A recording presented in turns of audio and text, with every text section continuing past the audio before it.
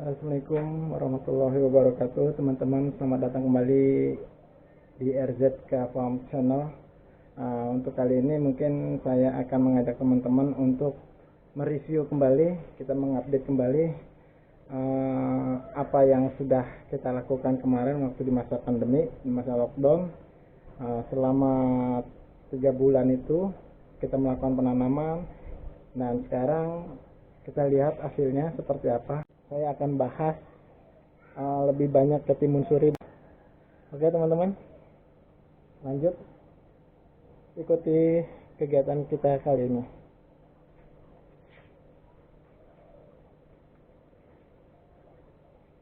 Kita akan bahas timun suri kita.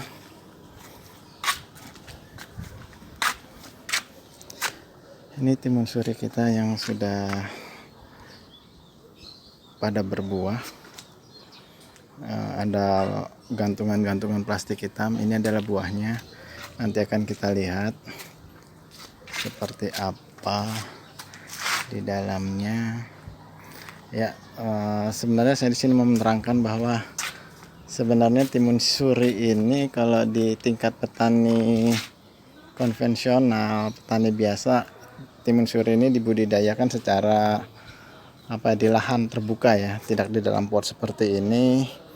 Tapi karena ini kita di rumah, kita menggunakan di lahan yang terbatas, kita menggunakan pot atau media kayak polybag seperti itu.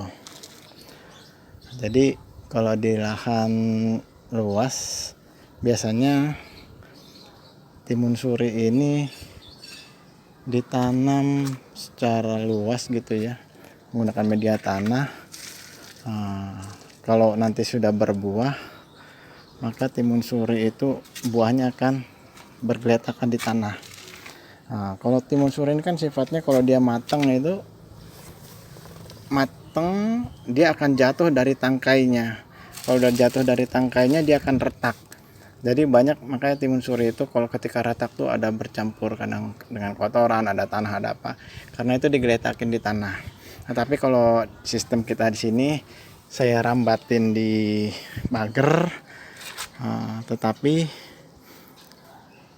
buahnya ini biar tidak jatuh, kalau ketika nanti sudah matang harus kita ikat gitu. Jadi kalau nanti teman-teman juga mau menanam bisa saja kalau kita tidak rambatin, tetapi itu akan memakan lahan banyak. Karena kalau misalnya kita taruh di lahan yang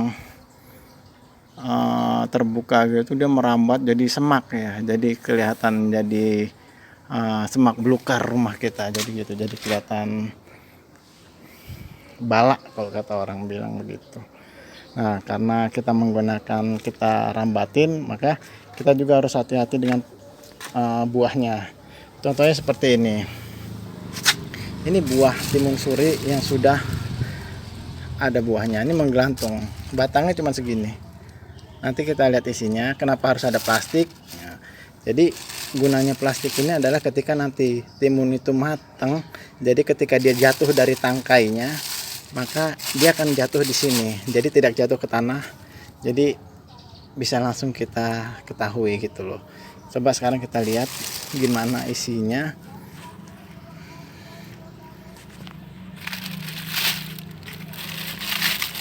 Gimana cara mengikatnya nanti saya kasih tahu.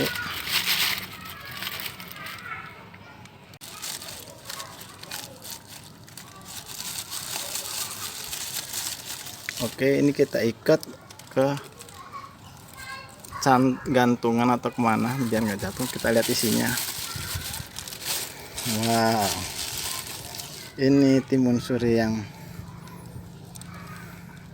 nih. Jadi kita mengikatnya seperti ini. Jadi perlu kita ikat biar dia tidak jatuh. Jadi ikatnya di batang sini. Jangan ikat di sini karena nanti kalau dia sudah matang dia akan jatuh dari sini. Matang dia retak. Jadi ketika dia jatuh matang dia akan gelantungan di plastik kita. Seperti itu teman-teman. Jadi sekarang kita akan lihat timun suri di polybag ukuran 30, buahnya bisa sebesar ini.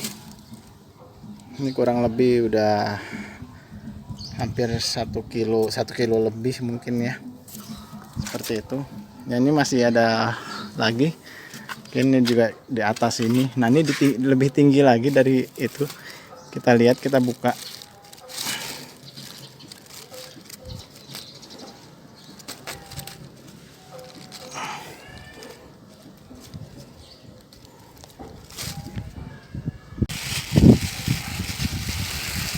Wow, wah ini mungkin bisa lebih besar lagi bentuknya. Tetap kita ikatnya tuh di batang atasnya sini, jangan di bawahnya sini. Karena kalau di atasnya sini, dia nanti putusnya dari sini. Dari sini kalau dia matang. Itu teman-teman. Jadi kita harus bisa pahami juga bahwa ini buahnya menggelantung. Kalau misalnya di tanah kita biarin saja, gitu loh. Tapi kalau kita rembetin kita harus ikat. Seperti itu tuh buahnya. Sini juga, di sini juga ada itu nih. Semuanya saya perlakukan seperti itu. Ini juga. Ini kayaknya, wow, ini sudah matang ini kayaknya nih. Ntar dulu kita lihat.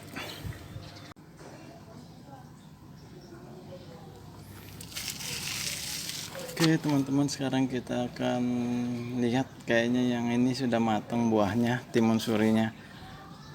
Kita bongkar.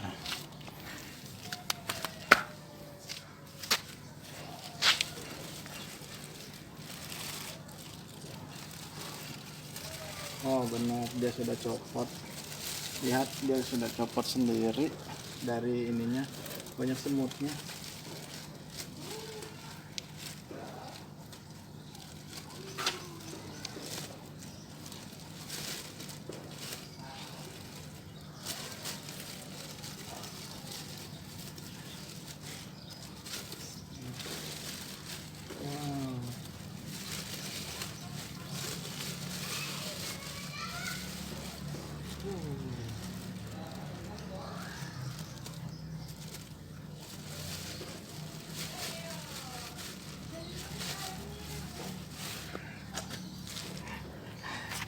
Ya teman-teman, ini pertanda matang, dia pecah sendiri dan copot sendiri. Kayak kita perlukan plastik, gunanya seperti itu. Nanti kita coba kita timbang berapa dan kita rasakan. Mantap.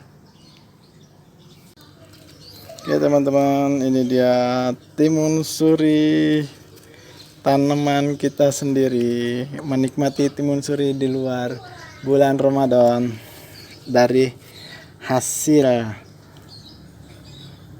berdiam diri di rumah 3 bulan yang lalu. Kurang lebih saya baru tanam 2 bulan yang lalu ya, kurang lebih. Ini hasilnya tuh. Selamat menikmati. Seger kayaknya. Cukup besar juga. Kita menggunakan polybag pot polybag 30, buahnya sebesar ini. Cukup memuaskan lah hasilnya. Jadi tidak mengecewakan.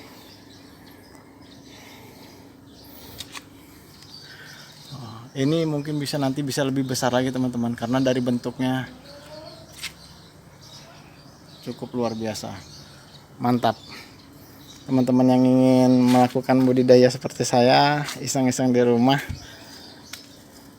boleh saja nih. Ini ada lagi.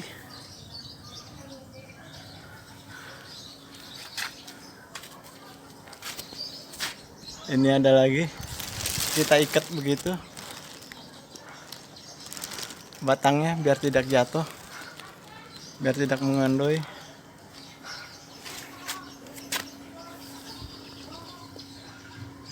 Ini juga ada lagi.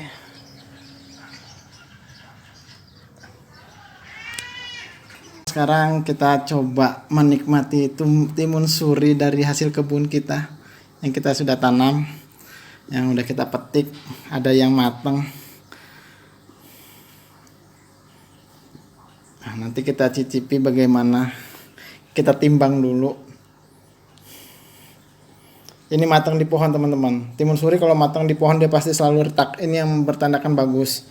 Berarti timun ini sudah bisa kita konsumsi. Kita timbang, oke? Berapa beratnya?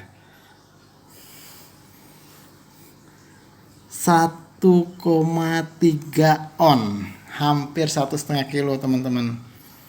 Jadi lumayan, cukup berat juga.